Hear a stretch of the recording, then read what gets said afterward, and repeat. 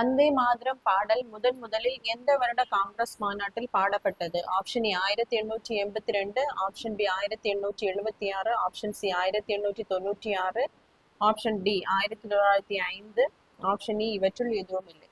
So இதற்கான சரியான பதில் 1896. ஸோ இந்த பாடலானது 1876ஆம் ஆண்டு பங்கிம் சந்திர சாட்டர்ஜி அவர்களால் எழுதப்பட்டிருக்கும். சந்திர சாட்டர்ஜி.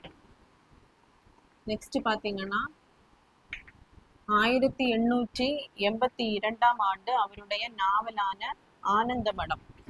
ஸோ ஆனந்த மடத்துல இந்த பாடல் இடம்பெற்றிருக்கும். 1896ஆவது வருடம் காங்கிரஸினுடைய அந்த மாநாடு கல்கட்டாவில் நடைபெற்றிருக்கும். அதுலதான் முதலாக தாகூர் அவர்கள் இந்த பாடலை பாடியிருப்பார்.